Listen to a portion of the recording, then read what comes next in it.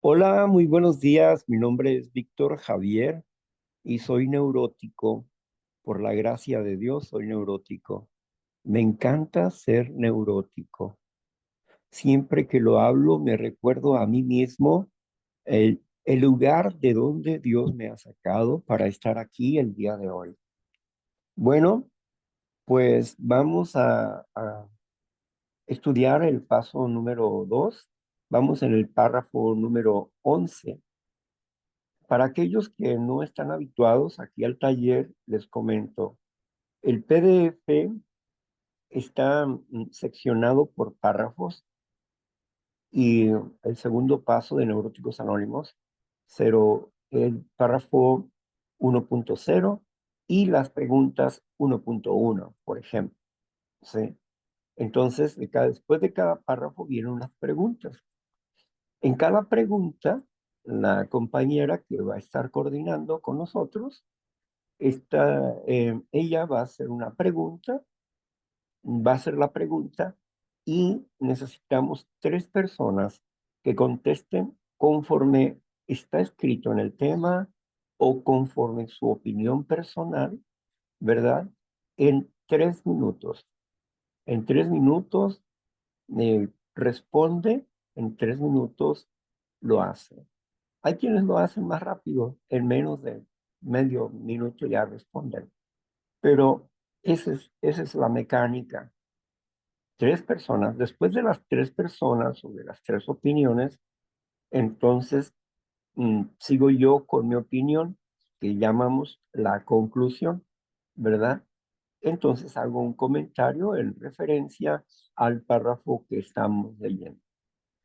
Bueno, ok, dicho esto, Marta, bienvenida, qué bueno que estás con nosotros. Pues vamos a empezar con la lectura, mi amiga Marta. Adelante. Buenos días, muchas gracias, Víctor, muchas gracias por permitirme servir y por estar aquí.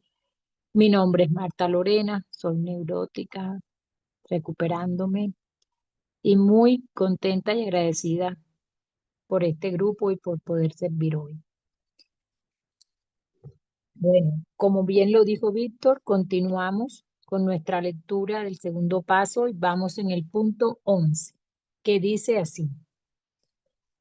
La religión asegura que se puede comprobar la existencia de Dios.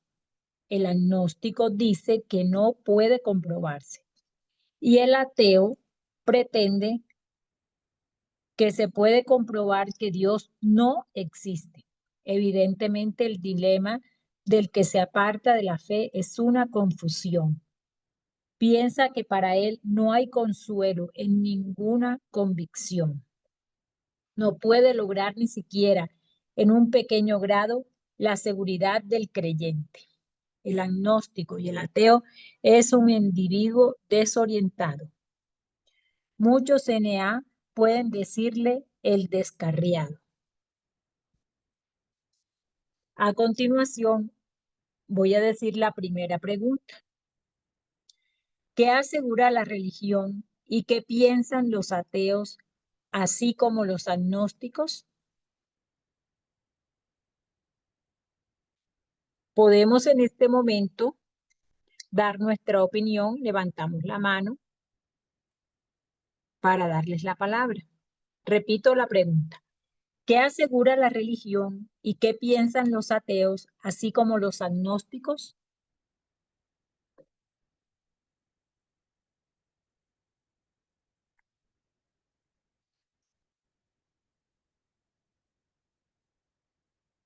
Bueno, mientras se animan, voy a participar. Como bien lo dice la lectura, la religión asegura que sí se puede comprobar la existencia de Dios. Los ateos y los agnósticos no piensan que el agnóstico piensa que no se puede, un momento, que sí se puede comprobar que no existe Dios.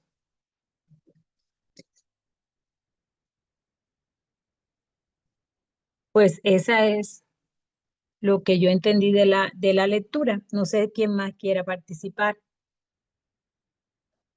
Marla, adelante. Sí, muy buenos días. Gracias, Martita. Me estaba acomodando, me estoy trayendo para acá cerca de mí, mi lectura. Así es de que apenas A ver, Martita, perdóname. ¿Sí me podrías volver a leer la pregunta, por favor? Claro que sí. Gracias. ¿Qué asegura la religión? ¿Y qué piensan los ateos, así como los agnósticos? Esa es Pues la pregunta. sí, muchas gracias. Dice, sí, la religión asegura pues que se puede comprobar la existencia de Dios.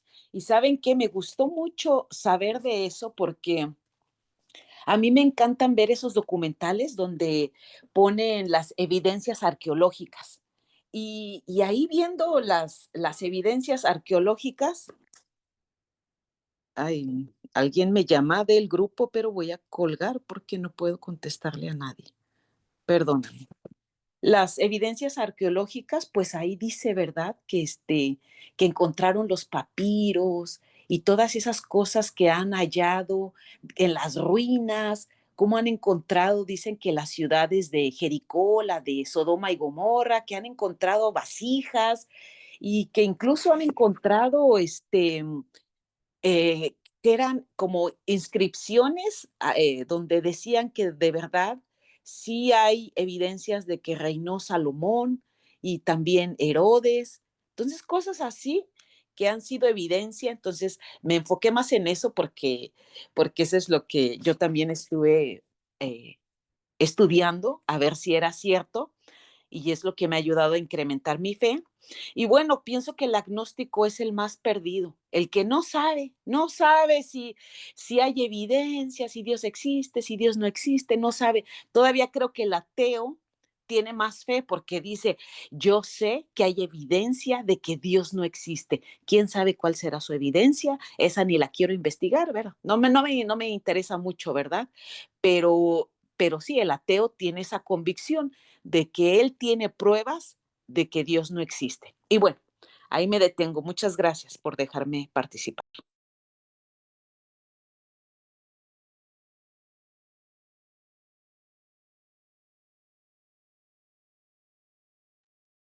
¿A alguien más le gustaría dar su opinión?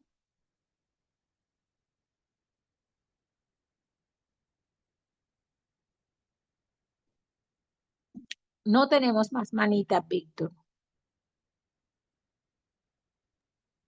Bien. El ateo dice, bueno, la religión dice que se puede comprobar la existencia de Dios. El ateo dice que no se puede comprobar la existencia de Dios. Y el agnóstico dice que es posible que Dios exista, pero mientras no se tengan pruebas relevantes, él se queda en la duda. Tal vez algún día, dice el agnóstico, podrá comprobarse la existencia de Dios, pero por hoy no. Bueno, sin duda, este agnóstico está en un punto de ignorancia, como su nombre lo dice, ¿no? Agnóstico, que significa sin conocimiento. Agnóstico significa sin conocimiento. Entonces, pues está sin conocimiento acerca de Dios. Mm, La religión, ¿qué es lo que nos dice la religión? Yo les he comentado aquí que cuando llegamos al cubículo donde nos íbamos a reunir para trabajar con el tema de la teología, la primera pregunta que se nos hizo es, ¿existe Dios? Y naturalmente que todos dijimos que sí, pero ¿Alguien puede probar la existencia de Dios? La segunda pregunta, ¿alguien puede probar la existencia de Dios? Y pues, bueno, decíamos, bueno, pues sí, se puede probar la existencia de Dios. ¿Por qué se puede probar la existencia de Dios? Bueno, se puede probar porque podemos percibirlo a través de la naturaleza, como el apóstol Pablo lo dice. Bien, pero ¿cómo lo probarías? Si la naturaleza ahí está, pero ¿cómo lo probarías? Bueno, pues que el origen de Dios es por creación y no por evolución. Sí, pero ¿cómo lo probarías? Realmente nadie pudo hablar científicamente cómo comprobarías la existencia de Dios. Cuando se hizo esta pregunta, dice, bueno, primero, la primera regla de la biogénesis. La biogénesis es el estudio del principio de la vida. Y la primera regla dice, la vida solo proviene de la vida. Todo lo que hace el hombre es a partir de la vida. Y de ahí surgen un sinnúmero de especulaciones. Pero hoy, entendiendo el genoma humano, podemos saber que no es producto de una casualidad de manera científica, que no se necesitan dos células solamente para que se dé la vida. Debe de haber cuatro principales células para que se dé la vida. Pero no se puede dar por motivos de la casualidad. Hoy en día, la teoría de la evolución está desfasada. La evolución tiene muchos errores. La mayoría habla de especulación. ¿Cómo creen que evolucionaron las cosas?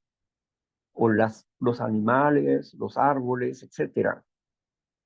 Pero, pero en realidad no determinan científicamente esta versión. Lo ponen como si verdaderamente eso hubiera ocurrido de esa forma, pero es en base solamente a una teoría que no se ha comprobado científicamente. El propio Charles Darwin, al final de su libro, hizo algunas anotaciones. ¿Cuáles fueron las anotaciones de Charles Darwin? Bueno, una y lo dejó para los demás, dice, para las personas que después de mí quieren ayudarnos a comprobar esta teoría, lo dice. En primer lugar, el ojo de los animales, que está hecho para cada sitio, para cada lugar. No podemos comprobar la evolución de los ojos. Otra cuestión es el camello. El camello, ¿por qué el camello? Porque ¿cómo cómo pudo evolucionar un animalito que tiene unos cascos especiales para la arena caliente y que puede cargar 40 litros de agua que se convierten en grasa y también puede él oler a cientos de kilómetros donde hay agua, ¿verdad? Y también puede orientarse hacia qué rumbo ir. Para esto se necesita un mapa, una brújula. Un hombre con las cualidades del camello necesita tener una buena pick-up para llevar todos los elementos que el camello lleva. No podemos comprobar su evolución. Entonces, el propio Charles Darwin dejó varias notas al final de su libro donde nos habla acerca de lo que a él le faltó, independientemente del eslabón perdido, hablando del humano, ¿verdad? Entonces, desde una simple célula de lodo primordial hasta el Homo sapiens, no se puede comprobar tal situación. Por eso, la teoría de Charles Darwin queda echada por tierra hoy en día. Científicamente está echada por tierra. Así que no se pueden basar las personas en esa teoría para decir que Dios no existe. Ahora bien, la cuestión aquí es, esto es en cuanto a los ateos, porque los ateos son los que más están en eso. Una teoría de los ateos dice que cuando el Nilo se volvió todo rojo, era porque hay una segregación de cobre que de cuando en cuando se suelta ahí por no sé qué fenómeno, se suelta y se pone rojo. El, el, el río Éufrates. Pero resulta que cuando sucedió que Moisés dijo, hágase o conviértase en sangre el agua, no solamente se convirtió en sangre el agua del río, sino que también se convirtió en sangre el agua que estaba en sus tinacos, donde guardaban el agua. También se convirtió en sangre, se convirtió en roja. Y el agua tenían que filtrarla y hacer pozos alrededor del río para sacar agua que estaba media purificada, no del todo. Pero también, si eso hubiese sido un fenómeno natural, porque en el momento en que dio la orden Moisés, sucedió esto. ¿Y por qué? En el momento en que dio la orden Moisés que dejara de ser, dejó de ser. ¿Por qué? No puede explicarlo. Puede explicar el fenómeno, pero no porque en el momento que se dijeron las cosas, sucedieron las cosas. Aún el faraón pedía tiempo y se le daba el tiempo y después se arrepentía y le decía, está bien, los voy a dejar ir, pero se hizo en tiempo y forma de acuerdo a la orden de Moisés, que representaba a Dios. Ahora, otra cuestión aquí en el asunto ¿no? En la comprobación de la existencia de Dios, aportamos una de las pruebas más comunes. ¿Cuál es la prueba más común de la existencia de Dios? El tiempo. El tiempo. La arqueología solamente nos habla de la historia, la corroboración de los hechos. Pero acá el tiempo nos habla de la existencia de un ser inteligente y omnipotente. ¿Por qué? Porque nosotros podemos tener o escuchar en la radio o ver en el celular hoy en día la hora que tenemos. Pero ¿de dónde proviene el tiempo? Viene del meridiano de Greenwich. Uno de los relojes más potentes y más seguros y que dura muchos, muchos, muchos años, y que va a durar miles de años, ese reloj es un reloj atómico. Este reloj atómico, ¿verdad? Está constantemente eh, a tiempo y su energía no se desgasta, está constantemente ahí. Ahora bien, pero antes de que existieran estos relojes, se guiaban primeramente por el sol. Cuando Isaías llega con el rey y le dice que prepare su casa porque va a morir, y el rey empieza a pedirle a Dios que no morir, y le empieza a decir todo lo bueno que él ha hecho para Dios. O sea que le empezó a cobrar el trabajo. Y cuando iba en el patio, le dijo a este, al profeta Isaías, no Elías, profeta Isaías, le dijo, regrésate, y dile que va a sanar, que le vamos a dar todavía 15 años más de vida. ¿Ok? Y se regresó y le dije, oh, Dios me ha hablado. Y dice, pues que vas a sanar. ¿Y cómo puedo estar seguro? Dijo el rey, ¿no? Bueno, dime, mira, ya está el reloj de luz, de sombra. Dime, ¿qué quieres? ¿Que se adelante, sí, 5 grados o que se retrase 5 grados? Entonces dijo el rey, no, pues si se adelante está fácil, pero mejor que se retrase 5 grados. Entonces empezó a retrasarse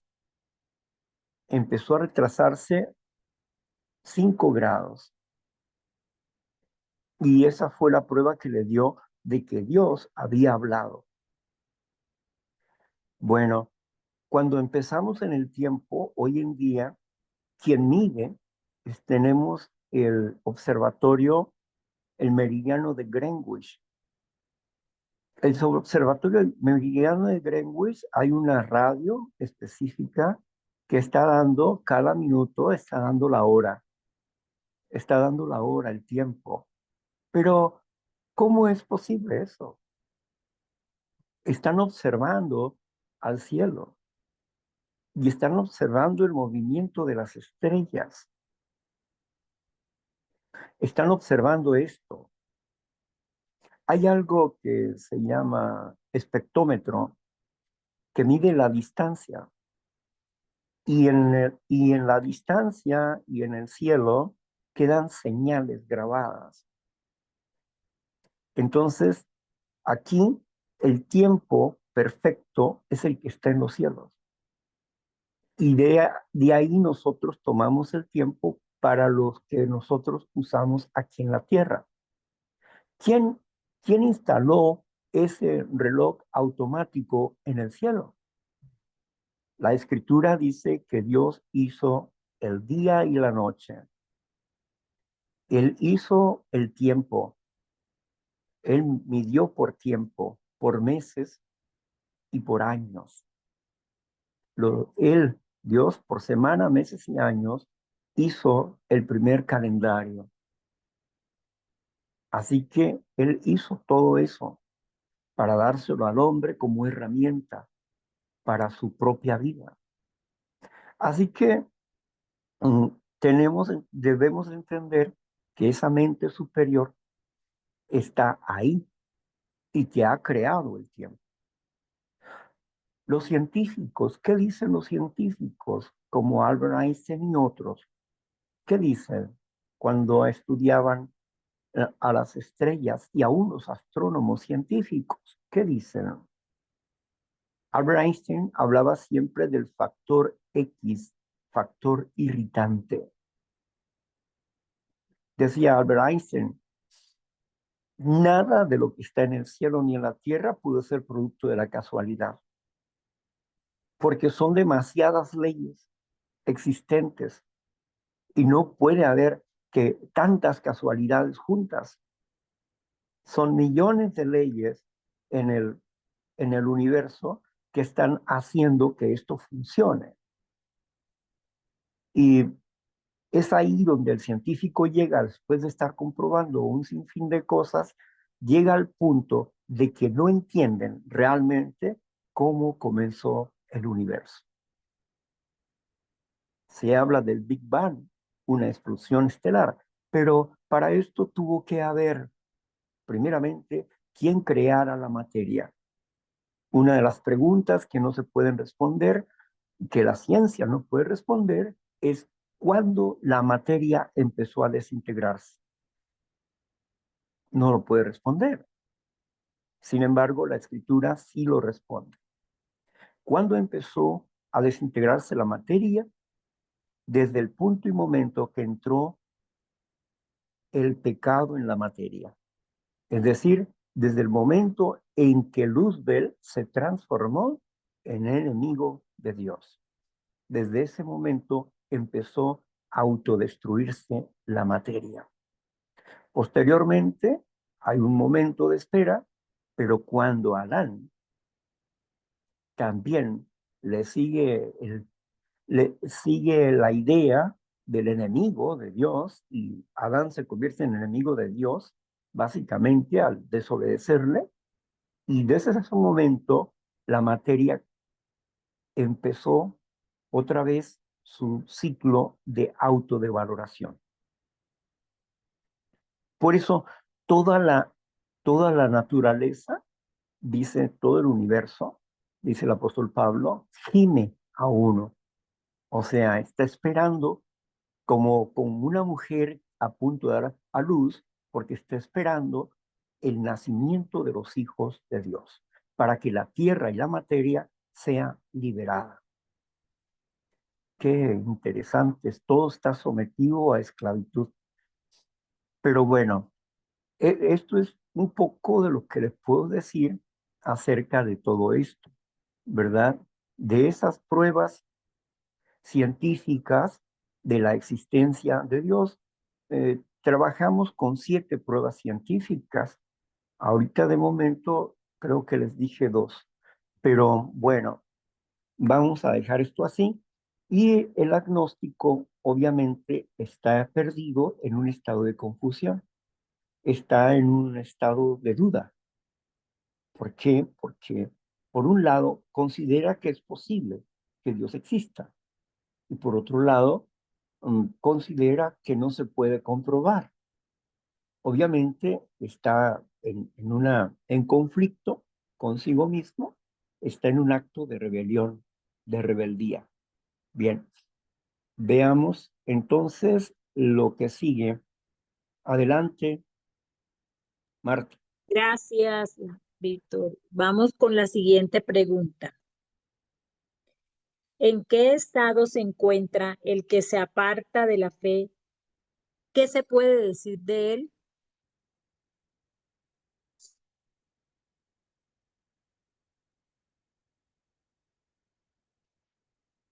Repito, ¿en qué estado se encuentra el que se aparta de la fe? ¿Qué se puede decir de él?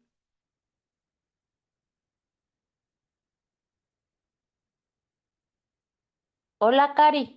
Yo, Adelante, Cari. bueno, voy entrando. Yo podría decir por mí que se encuentra en estado de descomposición porque pues al no seguir los principios espirituales, pues se deteriora el organismo, en todo sentido. Y pues, ¿cuál es la otra parte de la pregunta? ¿En qué estado se encuentra el que se aparta de la fe? ¿Qué se podría decir de él? Ok, bueno, por lo que escuché ahorita, podría decir estado de confusión, ¿no? Al no tener la fuerza espiritual para hacer lo que sabe en algún punto que está bien. Ujú. Listo, terminé. Gracias, Cari. ¿A quién más le gustaría participar, compañeros? Ánimo. Sí, pues voy a compartir, Marta. Sí, está bien. Adelante. Sí, sí, es verdad. ¿En qué estado se encuentra el que se aparta de la fe? Sí, estoy de acuerdo con lo que dice Cari, en un estado de confusión completa. Creo que eso sería el- la mejor palabra para definir al que se aparta de la fe, porque dice el que se aparta de la fe, no el que no conoce la fe, porque él, pues, bueno, aunque Víctor nos ha enseñado que todo mundo tiene fe, nada más que yo antes tenía fe, pero a las cosas negativas, a las cosas malas. Pero sí, bueno, eso es lo que puedo compartir. Gracias, Marta. Gracias, Marla. Bueno, yo podría decir que estoy también de acuerdo. Al apartarse de la fe, hay oscuridad, hay confusión. Y en mi caso personal, yo siempre tuve una fe. pero estaba confundida, no me daba cuenta que ponía la fe en personas, en una situación, en lo material, y mi fe no estaba enfocada en lo verdaderamente importante. Ese fue mi caso. Y en ese momento tuve mucha confusión, vacío, oscuridad, aflicción, y no sentía el gozo y la fortaleza, la fuerza y la alegría de tener a Dios verdaderamente en mi vida. Eso es lo que yo podría decir. En caso de apartarme, estaría perdida. Gracias. ¿Alguien más le gustaría participar? Adelante, Ángeles. Ay, bueno, llegué tarde y estoy ahorita en una situación así como soy gótica, me decía por la puerta abierta. Bueno, no sé si estoy un poco desubicada, pero antes de llegar al programa me tenían una ingobernabilidad y en una impotencia. Y pues acá en el programa he logrado como eh, estabilizarme un poco a nivel emocional gracias a esa parte espiritual que anteriormente no la lograba tener. Bueno, compañero, muchas gracias. Ya, Gracias. Adelante, Víctor. Ya tuvimos las participaciones con su opinión. Gracias.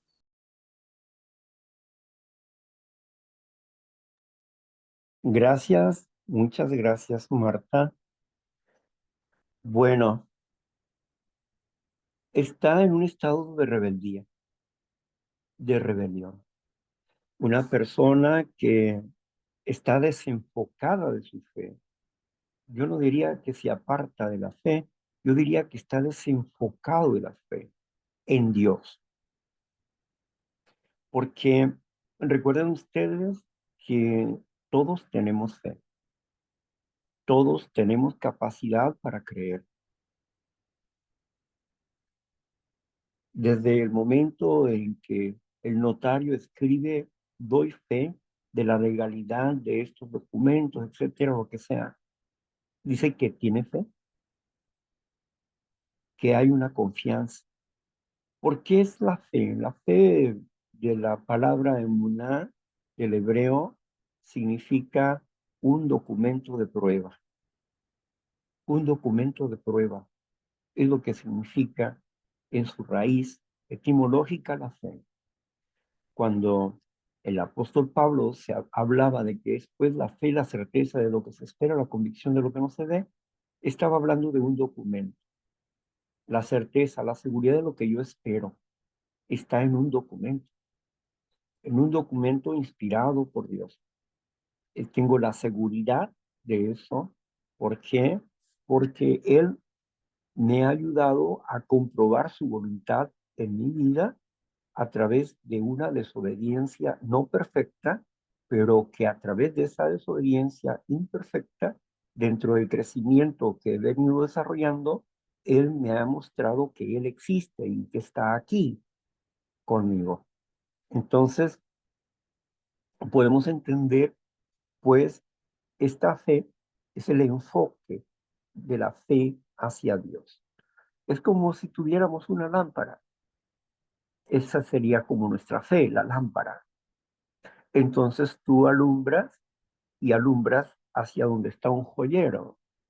Tu fe está puesta en la esperanza de esas joyas. Luego alumbras hacia la puerta. Tienes la esperanza de salir de tu cuarto. Luego alumbras hacia cualquier otra parte, ¿verdad?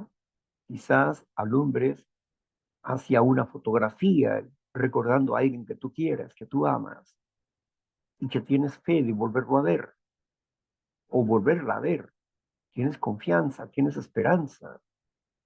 Pero si enfocáramos nuestra linterna hacia el infinito, buscando a Dios, tratando de comprender a Dios, como lo dice el Salmo 8, cuando David dice, ¿qué es el hombre? ¿Y qué es el Hijo del Hombre para que te acuerdes de él? Qué pregunta tan interesante. ¿Qué es el hombre? ¿Y qué es el Hijo del Hombre para que te acuerdes de él? Esas preguntas son relevantes a nuestras vidas porque hablan del objetivo de nuestra presencia en este planeta, el objetivo que tiene la humanidad de parte de Dios. Ese es el objetivo, pero el humano está perdido, está secuestrado y está perdido y está dominado por la maldad. Así es que necesitamos enfocar nuestra confianza, nuestra esperanza y nuestro anhelo y nuestros deseos en lo que Dios dice para que nos dé el poder para aplicarlo a nuestras vidas y poder nosotros disfrutar del beneficio que viene después de la obediencia. Después de la obediencia viene un beneficio para nuestras vidas cuando lo aplicamos. Pero para esto es un reto para el hombre, porque el ser humano necesita aprender a confiar en Dios. Y lo primero que no nos permite confiar en Dios es nuestra debilidad humana, nuestra debilidad del cuerpo. Y no nos permite confiar en Dios, porque queremos salir inmediatamente de la realidad. Ayer, viendo una meditación que estaba por ahí, me vino a la mente algo tan importante.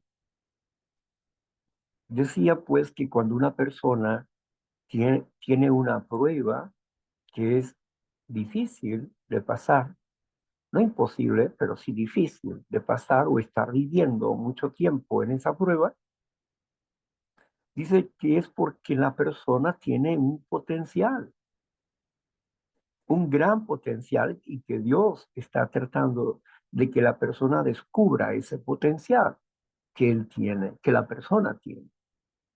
Y me vino a la mente lo que dice la Escritura al respecto.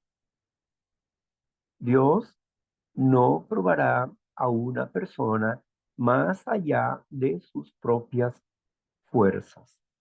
Luego el apóstol Pedro añade, no te ha venido ninguna prueba que no hayan pasado cualquiera de tus hermanos. Así es que en la confianza de que no vamos a ser probados más allá de nuestras fuerzas.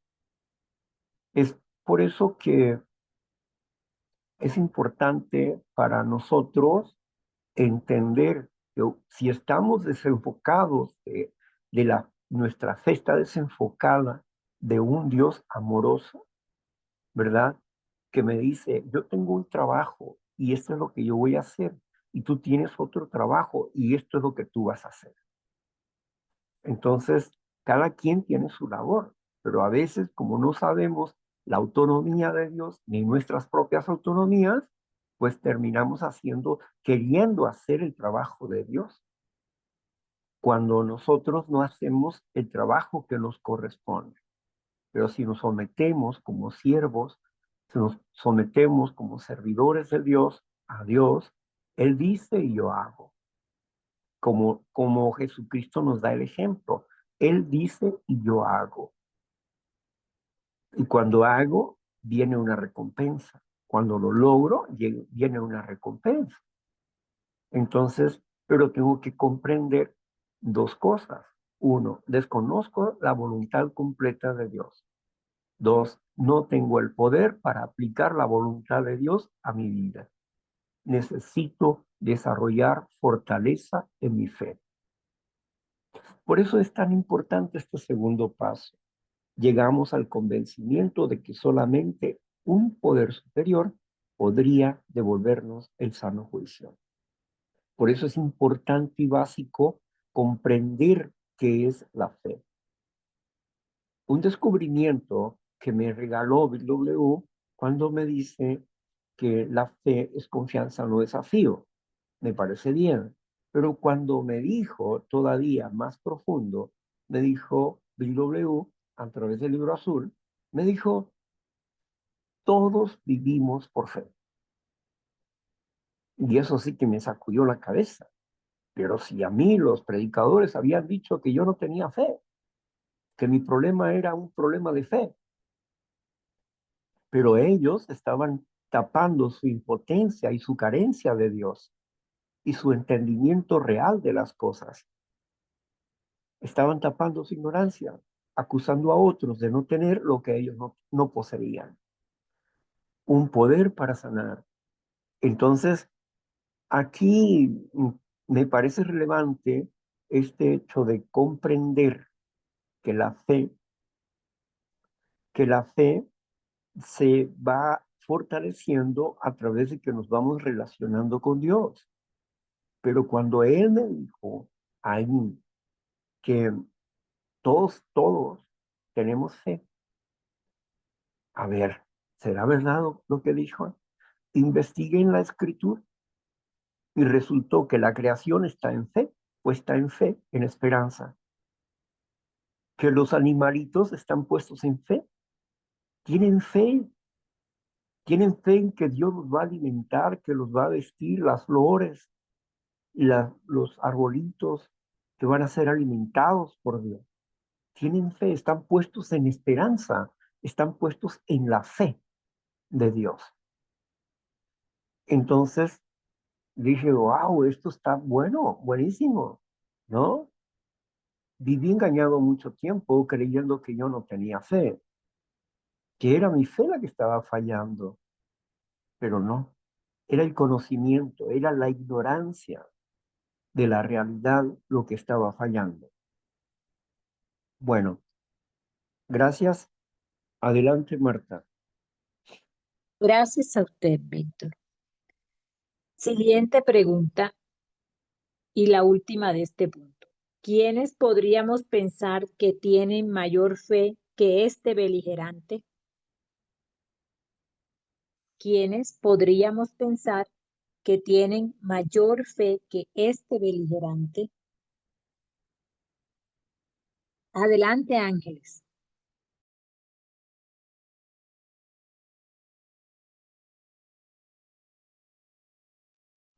Ángeles, tienes la mano levantada y vas a participar. Disculpe, ¿cómo es la pregunta? Qué pena.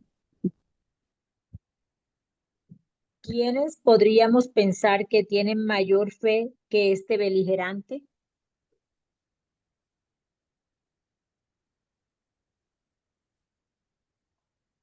Las personas que realmente confían en la palabra del Señor. Gracias. Gracias, Ángeles. Adelante, Cari. Pienso que aquel que toma acción, hace lo que debe hacer, aunque no quiera, aunque no pueda, por lo poco que le da el conocimiento o, o no sé de qué va, porque en mi caso ha sido así, este, y he aprendido a confiar a medida de ver el resultado de mis acciones. Entonces pienso que discutir, pues, no tiene sentido, se gasta energía. Ya lo había visto antes, pero no lo había comprobado. Y me costó un mundo accionar en un asunto que tenía pendiente personal. Y pues por eso ahora doy esa respuesta. No he estado muy atenta a la literatura de hoy, a la junta he estado escuchando pero como también dispersa. Pero si lo llevo a mi vida, cuando discuto y cuando no discuto, cuando hago y cuando no hago. Listo, terminé, chao. Gracias, Cari. Adelante, Eli. Buenos días. ¿Me repite la pregunta, por favor? Perdón. Dice así, ¿quiénes podríamos pensar que tienen mayor fe que este beligerante? ¿Quiénes puedo pensar que tienen mayor fe? Pues como la escritura dice que la fe viene por el oír y el oír la palabra de Dios y que la fe va acompañada de las obras, yo podría decir que las personas que oyen, pero también son hacedoras de la palabra de Dios y, y es ahí donde incrementa la fe. Em, Fe acompañada con las obras. Y así se va creciendo en la fe, esa es mi opinión. Gracias. Gracias. Adelante, Teresa. Recuerden bajar las manitos cuando participan para no. Buenos días. Para mí, he escuchado en la palabra de Dios que el que tiene fe, el que según su fe esperan las cosas que le sucederán, ¿no? Entonces pienso yo que si uno tiene fe a lo bueno, pues así sí, le van a suceder las cosas. Si tiene fe a lo malo, eso mismo me imagino yo que va a traer. Entonces yo pienso que el que tiene la fe, como le digo, instintivamente, que cree en ella, así mismo los resultados. Ya se me compartí. Muchas gracias, Teresa. Ya tuvimos las participaciones. Adelante, Víctor, con su opinión.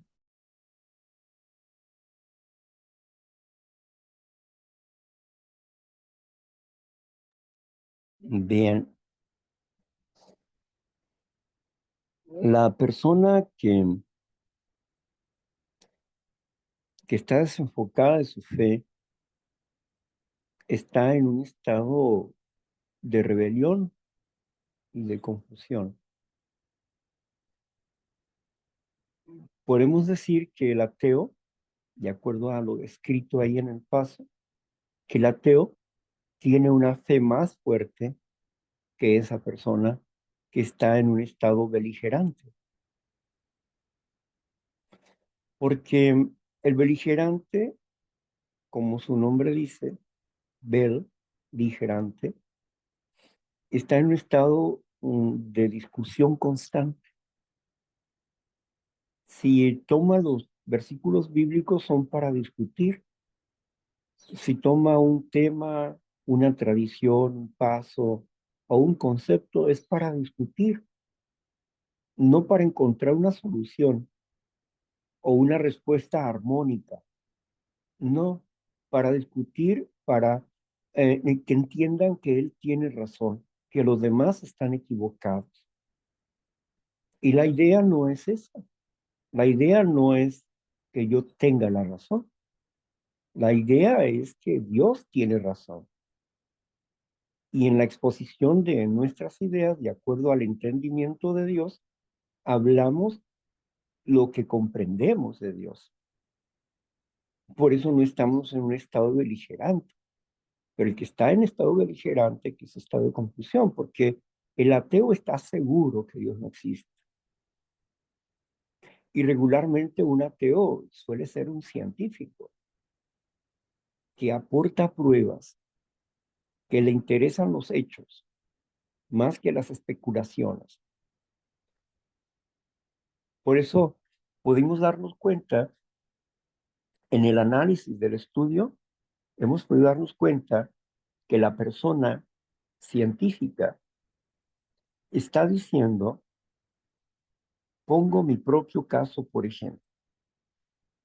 Yo veneraba y adoraba a la ciencia. Pero Hoy ya no la adoro.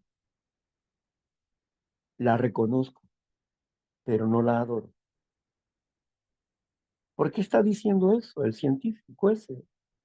Porque él dice que cuando llegó al grupo, se integró al grupo, obviamente porque tenía un problema, y el problema era el alcoholismo. Y él tenía el problema de no poder parar de beber, y no sabía cómo parar de beber. Pero llegó al grupo.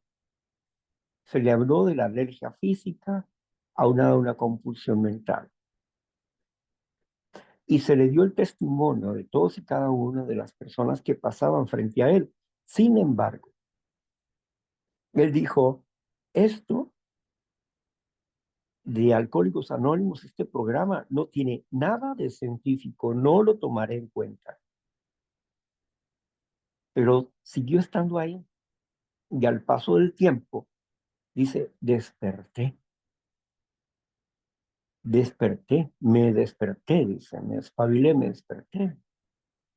Y me di cuenta que no era Alcohólicos Anónimos la intolerante, sino yo. Porque no había tomado en cuenta los hechos. ¿Y cuáles eran los hechos o cuáles eran las evidencias? Las evidencias eran toda esa gente que había pasado y que había dicho que había estado en un estado duro en cuestiones de fe, en cuestiones de creer, pero también en situaciones con el alcohol. Cómo su vida había sido un caos, un desorden, y obviamente que él se vio reflejado en muchos aspectos de esas personas que dieron testimonio de eso. Y cuando él descubrió que ellos estaban logrando lo que él no podía lograr, esos eran los hechos. Ellos estaban logrando lo que él mismo no podía lograr. Entonces dice que tomó qué. Entonces dice que empezó a, a tratar de creer en la existencia de Dios y que empezó a tomar el método de la sustitución para lograr creer en Dios. Él no supo ni en cuándo ni en qué momento se infiltró la idea de Dios en su vida. Pero cuando se infiltró esa idea, él pudo ver y sentir. Ese es el testimonio que está dando un científico en el segundo paso sobre este asunto. Y es importantísimo. ¿Por qué? Porque el programa es científico. Un científico está corroborando que los hechos son estos.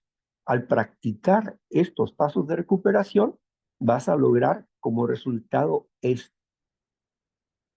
Y hoy en día creo que tenemos más de un testimonio que nos hablan de los resultados buenos del programa de recuperación. Gracias.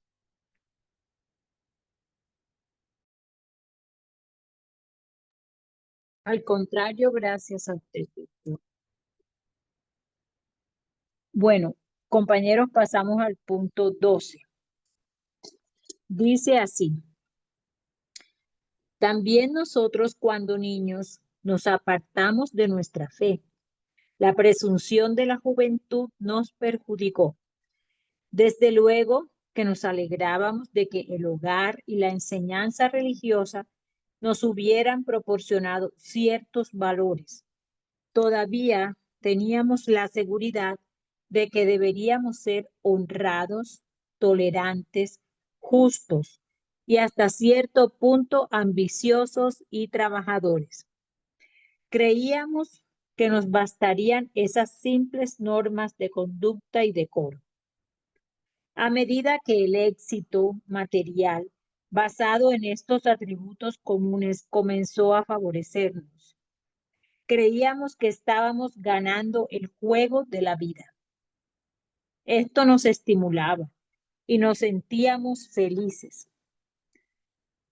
¿Para qué molestarnos con abstracciones teológicas y deberes religiosos o preocuparnos por la condición de nuestras almas aquí o más allá? El aquí y el ahora nos bastaban. El deseo de triunfar nos guiaría, pero los desequilibrios emocionales nos ganaron la partida. Finalmente vino la caída y nos dimos cuenta de que un golpe más nos dejaría fuera de combate para siempre. Vamos a la primera pregunta de este párrafo. Cuando éramos niños nos apartamos de la fe. ¿Cómo sucedió esto?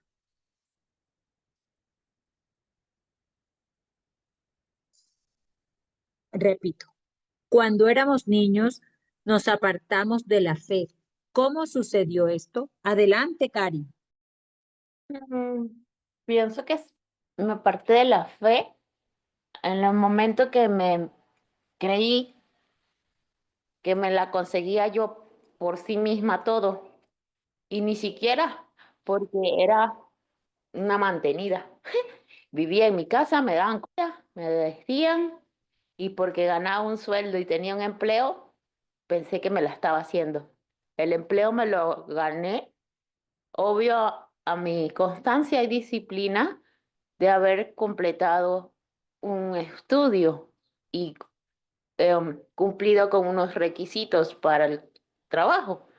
Sin embargo, detrás de eso había muchas personas que me apoyaban y, y detrás de esas personas mm, me también ahora comprendo que estaba, pues menos en mi caso, mi mamá es muy religiosa y a veces yo dejé de, me intoleraba con la cuestión de Dios y toda la vuelta, porque para todo y para lo bueno y para lo no bueno, utilizaba a veces argumentos religiosos. Y por eso pienso que me perdí en el camino cuando era pequeña, eh, porque tenía como dobles mensajes de que si hacía todo lo que me pedían para tener lo que la sociedad considera apropiado o de galardón y así de reconocimiento, pues estaba bien. Sin embargo, me confundía porque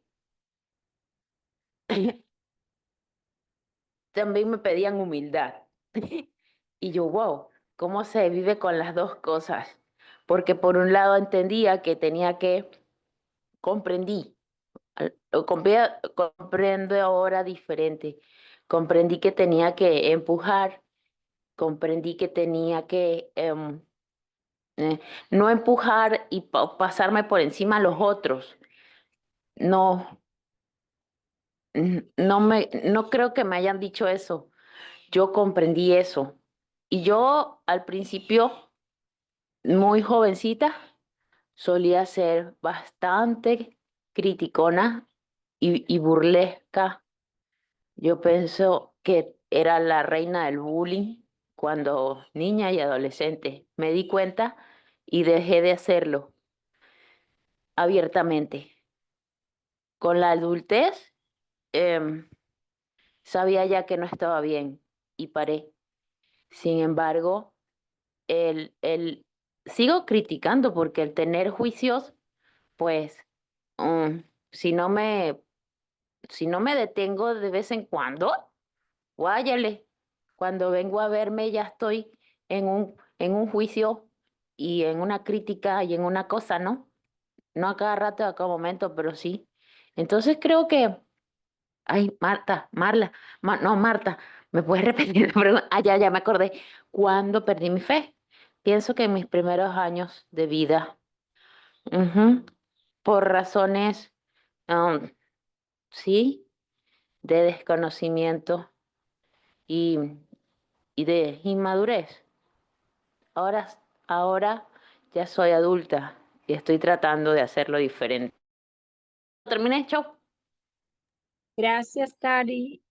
Adelante, Eli, y luego Manolo. ¿Cuándo de niña me di cuenta que perdí la fe? ¿Esa es la pregunta? Por favor, ¿me la repites? Sí, claro. Gracias. Cuando éramos niños, nos apartamos de la fe. ¿Cómo sucedió esto? Me pareció interesante esa pregunta porque de momento yo pensé, dije, bueno, uno de niña, bueno, yo de niña, yo creía en que si mis padres me decían, siéntate, te voy a servir la leche y confiaba, un ejemplo, ¿no? Un acto de fe. Confiar en la primera sociedad, en este caso mi mamá, mi papá. Pero ¿cómo perdí la fe? Pues con el trato, en este caso de mi papá, pues que él no era, no cumplía lo que decía. Entonces, al darme cuenta de eso, y así no solo él, pero las personas a mi alrededor, pues entonces iba perdiendo la confianza, lo cual es la fe, ¿no? Es como yo lo interpreto. Y eso sucede pues en diferentes etapas de niña con diferentes personas. Y en quién yo me inclinaba, en quién yo confiaba, en quien me daba ese cuidado que yo necesitaba, en quien me decía y cumplía lo que decía, ¿no? Em, y me viene pensamientos como con, por ejemplo, mi tía, mi mamá, ¿no? Si me decían algo y lo cumplían, pues yo confiaba en ellas. Ahora, cuando yo pierdo la fe de niña, es con personas y así por ende, pues con falta de fe, pues yo en mi caso crezco con inseguridad, con falta de confianza, con falta de autoestima y entre otros, ¿no? Al perder la fe, pues se pierde también muchas buenas virtudes o características de una niña, en este caso, niña, mi persona. Y es así como yo lo entiendo y lo puedo explicar. Gracias. Gracias, Eli. Adelante, Manolo.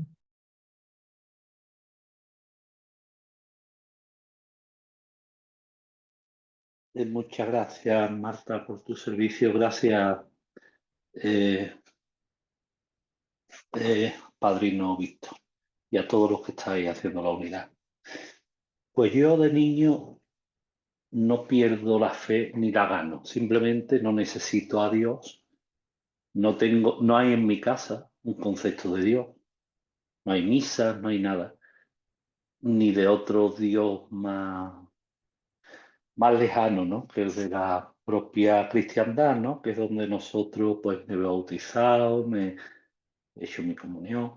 Pero yo todo estaba bien, en mi casa las cosas iban bien y lo que había era, pues, problemas eh, cotidianos, ¿no? Entre muchos hermanos que éramos y eso. Solamente cuando el alcohol me atrapó, un joven, todo estaba muy bien. No hacía falta Dios porque yo tenía al alcohol.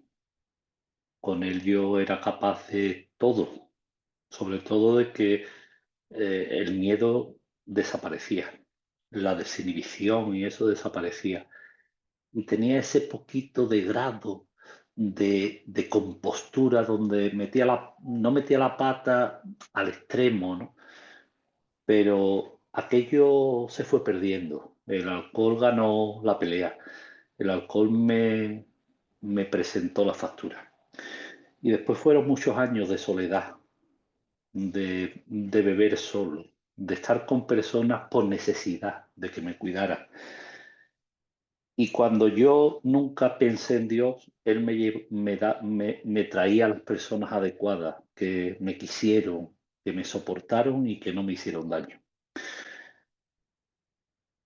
Cuando ya necesité desesperadamente buscar algo más grande, más importante que lo que decían los libros, yo tengo un tío, hermano de mi padre, que es muy espiritual y ya siendo yo muy joven me metió en una ronda de revistas de naturaleza, ¿no? De todo lo que es el mundo del espíritu, la meditación. Entonces cuando yo llegué con 40 años a los grupos, ya llegué con un concepto de Dios, con una creencia de Dios. Pero fue en los 12 pasos, fue en Alcohólicos Anónimos donde yo encontré un vínculo fuerte, donde yo comprendí que nada me hubiese hecho salir de las garras del alcohol, nada, nada. O sea, solamente una fuerza muy superior a mí fue capaz de darme, porque además ni siquiera fue cruel. Yo lo pasé muy mal, me gané esos batacazos, pero él me dio a una mujer que me soportó, él me dio una hija, esa hija fue la gota que colmó el vaso y me llevó a doblear. Y llevo algunos años sin beber.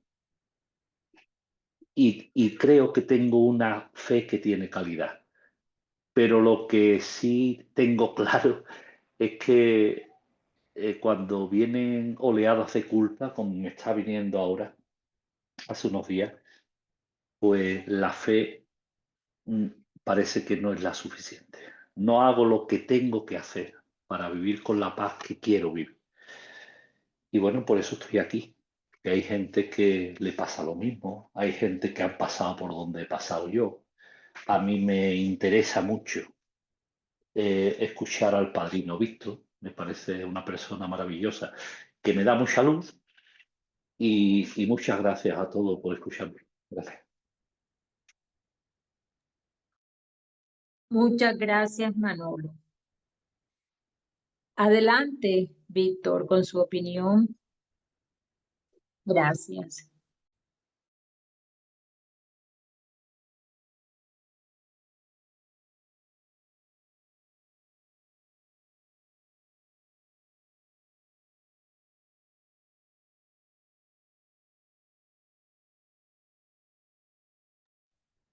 ¿Cuál es la pregunta, Marta? Cuando éramos niños, perdimos la fe. ¿Cómo sucedió esto? Bueno, cuando niños tenemos una fe natural, creemos en los adultos, principalmente en nuestros padres y los familiares cercanos que han convivido con nosotros. En los tiempos de nuestra ignorancia, de los 3 a los 12 años aproximadamente, donde apenas estábamos formándonos un juicio, no teníamos un sano juicio, ni podíamos nosotros determinar en realidad qué era injusto y qué no era justo. Veíamos a los padres cuando nos decían una orden, que éramos niños, obedecíamos. Pero crecimos, fuimos adolescentes y nos volvimos rebeldes. ¿Por qué? Porque ya no queríamos vivir bajo la tutela de los padres, porque considerábamos que ya entendíamos muchas cosas. La realidad es que no entendíamos nada, porque aún estábamos bajo la tutela de los padres y necesitábamos obedecer a los padres porque teníamos que desarrollar una intuición entre el bien y el mal. Por eso, cuando somos jóvenes, creemos ser astutos, inteligentes, pero realmente somos soberbios y rebeldes. En todo ese momento, en todo ese tiempo, viajamos con la fe, pero éramos tan inconstantes porque primeramente habíamos creído en los padres y hasta cierto punto dejamos de creer en ellos porque vimos también su hipocresía y su falsedad y sus injusticias. Luego empezamos a tomar otras directivas a través del análisis, del estudio que íbamos teniendo. Se nos injertó la idea de la competencia, la idea el que no tranza no avanza. Se nos inculcó algunas otras ideas, ¿verdad? Donde los ganadores eran los que hacían menos y ganaban más. No, no nos veíamos como triunfadores porque no entendíamos que el triunfar en la materia no era ganar el espíritu, sino perder el espíritu. Que estar en competencias no era la opción. No era la mejor opción. No entendíamos eso. La mejor opción era no competir, teniendo un autoconcepto claro de nosotros mismos. Pero no podíamos tener un autoconcepto claro de nosotros mismos. ¿Por qué? Porque veíamos hacia afuera, no veíamos hacia adentro. No nos conocíamos realmente. Creíamos conocernos. Creíamos que la forma de ser que éramos, así éramos y que no íbamos a poder cambiar. Pensábamos eso, como si el carácter fuera el yeso que una vez seco ya no lo puedes cambiar. Tienes que romperlo. Pero las cosas no eran así. No sabíamos realmente. Sí, teníamos conceptos, ideas acerca de Dios. Podíamos conocer doctrinas, enseñanzas, teologías. Podíamos tener una buena memoria con respecto a todo eso. Pero lo que no teníamos era una relación consciente con un Dios amoroso. No teníamos una relación. No habíamos tenido un despertar del espíritu. Las enseñanzas nos hacían sentir dentro de nuestra intelectualidad que teníamos un preciado conocimiento acerca de quién es Dios, pero no le conocíamos. No habíamos tenido una relación hasta que logramos un despertar del espíritu, un despertar de conciencia. Entonces, ¿cuándo me perdí cuando niño? Siempre estuve perdido. A pesar de ir a las congregaciones por mi propia cuenta, a pesar de leer la Biblia por mi propia cuenta, y todo eso, tuve que vivir fases de confusión tremendas, porque yo quería hacer la voluntad de Dios, y luego se me hacía muy pesada la voluntad de Dios, y luego quería ser como el mundo, porque de niño me prohibía reunirme con los amigos para hacer determinadas cosas, porque yo quería saber más de Dios, entendiendo que ahí estaba la primera y la última causa de todo. Pero el hecho de saber, de conocer y de tratar de practicar, yo no podía hacerlo porque estaba en conflicto con mis hormonas y con mi edad y el juego y todas esas cosas. Estaba en conflicto con el mundo y conmigo mismo. No entendía en realidad cómo aplicar la voluntad de Dios en mi propia vida, a pesar de conocer muchas cosas. Era impotente y me sentía no amado por Dios, no querido por Dios, porque pensaba cómo a otros sí les da y a mí no. Definitivamente hasta ahí perdí no la confianza en Dios, sino que entendía que no lo comprendí y parece ser que Él no me escuchaba. Pero con el tiempo me mostró que sí me escuchaba y me llevó por otros caminos para poder lograr comprender lo que sin esos caminos y sin esa experiencia no podía comprender. Y fui recibiendo dosis de amor dentro de los grupos, dentro del grupo de Alcohólicos Anónimos, y en mi confusión tuve muchos choques, como he comentado, hasta que obtuve un despertar espiritual. Y mi vida se transformó. Empecé a comprender mejor la voluntad de Dios con lo que había aprendido en el pasado y con lo que me faltaba, esa parte desconocida, eso lo que yo no conocía, lo que nadie me había hecho ver, era el camino, cómo transformar mi vida. Ese camino que está ahí dictado en 12 pasos de recuperación. Y eso me afirmó en la fe y hoy me está enseñando a crecer bajo la voluntad de un poder superior, de un Dios amoroso, como yo puedo comprenderlo el día de hoy. Yo estuve perdido todo el tiempo. Nunca estuve dentro de la certera fe en Dios. Siempre erré el tiro.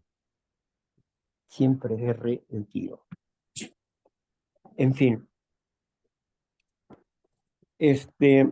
pues bueno, ya tenemos la hora. Ya es hora de irnos a la siguiente parte, mi querida amiga ¿Tiene mitad? Lorena. Bueno, se te abrió el micrófono por ahí, Lu. Mi amor, está enfermito. Veamos. ¿Qué tiene mi perrito? ¿Qué Pues no tiene sé, mi amor? amiga. Los perritos. Sí. Se ponen tristes los perritos. Bueno, vámonos ya. Vamos a terminar con esto. Antes quiero agradecerte, Marta, por haber estado compartiendo con nosotros la lectura, ¿sí? Y vamos a cerrar la grabación para que compañeros y compañeras tengan la oportunidad de compartir con nosotros su experiencia, fortaleza y esperanza. Y si tienen dudas, pues pueden hacer preguntas también. Eso, como usted lo vea, ¿no? ¿Quiere compartir de su experiencia? Hágalo, ¿verdad? Cualquiera que sea su experiencia. En fin, vamos a cerrar la grabación. Ya, Víctor.